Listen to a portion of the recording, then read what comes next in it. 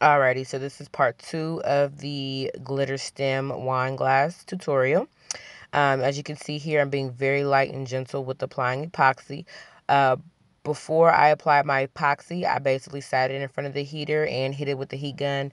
I hit it with the heat gun for probably like maybe 2 minutes, and then I sat it in front of the heater for about 15-20 minutes. You can spray it with acrylic sealer or like a clear gloss spray paint just to lock in your glitter. That's really good if you're doing like color blocks or color changes. But since this is one color and it's black, it's really no point of actually, locking it in.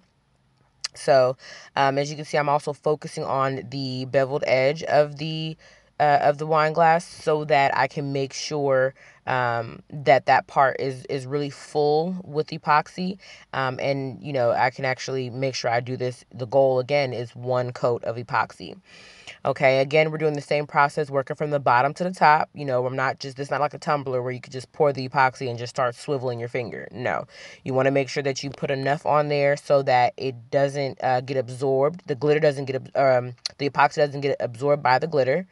And you want to make sure that you're also putting enough on there so that if you do have a lot, it pulls around the edge of the tumbler. Now, yeah, if you have any excess weird little pieces, just tweeze them on out. But yeah, I'm slowly but surely working my way up to the top. And again, refocusing on that bottom beveled part or beveled edge of the cup.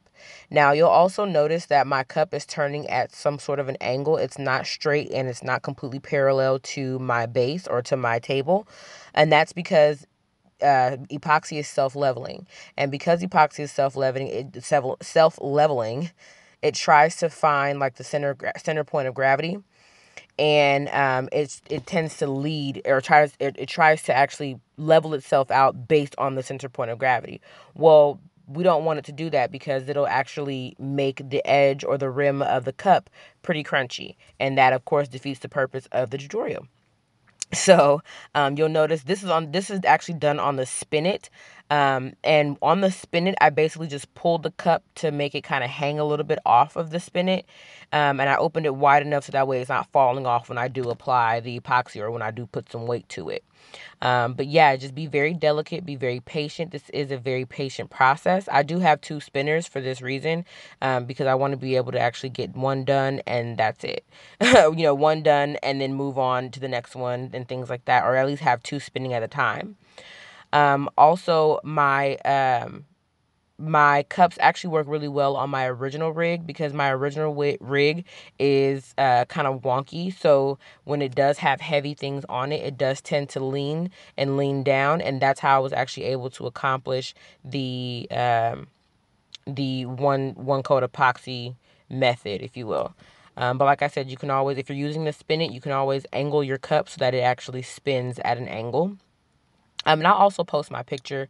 I'll post a picture of my original rig with the cup on it so you can kind of see it does sit at an angle. It doesn't sit straight perpendicular, or excuse me, straight parallel against the base of my turner. But yeah, you just want to work all the way up, have it again, focus back on, the bottom of that tumbler. But, as you get to the top, you want to start using just the little small point of your finger, and you want to just dab and dab and dab and dab and dab all the way towards the top so that you don't have to worry about taping anything off. Everything gets sealed. Everything has a nice even coat to it. Okay, so yeah, you definitely want, and then again, you can always see in the video anyway that the bottom is starting to look a little crunchy. Again, you just go right back over it with more epoxy, and because epoxy is self-leveling, it will begin to pull towards the edge of the cup, and then it'll also start to, the excess, if you put way too much on there, the excess will then fall off. Okay, and again, you'll see in my setup as well that I have my heater set up, and that's because when you have your heater going, or the warmer that your house is, or the warmer that your workspace is, it'll cure the epoxy just a tad bit faster, and that way, after about maybe an hour or two of it being spinning on the turner, it'll become tacky enough to where you can just pull it straight off the tumbler, and you can have it sitting, upside down or sitting on a silicone mat or what have you, and the epoxy won't run. So it'll firm the epoxy up a little bit, so that way you can move on to your next project and just kind of let this thing cure, like on the kitchen sink or something like that. Just, it'll start to cure on its own, of course. But the heater actually speeds that process up just a tad. Okay, so yeah, you do see I'm constantly focusing on the edge of the edge of the cup, so that I can make sure I have enough for it to pool, and apply only one coat of epoxy. And then now that you see this picture, that's my setup. I have my heater going, and you see it's kind of heavy, so it's laying at an angle. But now, at this point, you may want to be able to take like a heat gun, or even like a barbecue lighter, and kind of pop the air bubbles out. I couldn't find mine in time, so I just was like, whatever, I'm not even tripping. This was just going to be a gift anyway, like, so. And it was a prototype gift too, so I didn't really think too much of it. But the air bubbles did actually make it look kind of like a really good effect, and it made the glitter pop a little bit more, because this is actually a solid black glitter and not like a silver black glitter, if that makes any sense, or like a galaxy black. It's just solid black, so the shimmer is not really as popping. But those air bubbles actually came in handy.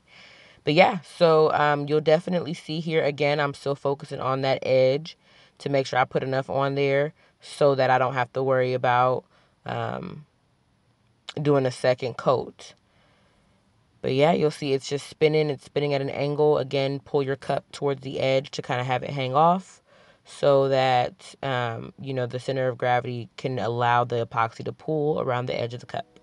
And I know I've said that multiple times, but that's really important at this point. And now you can like take a flashlight if you need to kind of see what spots you've missed. If you do see any spots that you missed, or if you see any spots that were absorbed by the glitter, then you just go back over it with some leftover epoxy that you have. So this is, definitely, I hope this really helps, because a lot of people have been asking about it. So I really hope it helps people who are trying to sell glitter stems. But this here is the final product. I, use the Pisces logo. But yeah, DM me or comment if you have questions.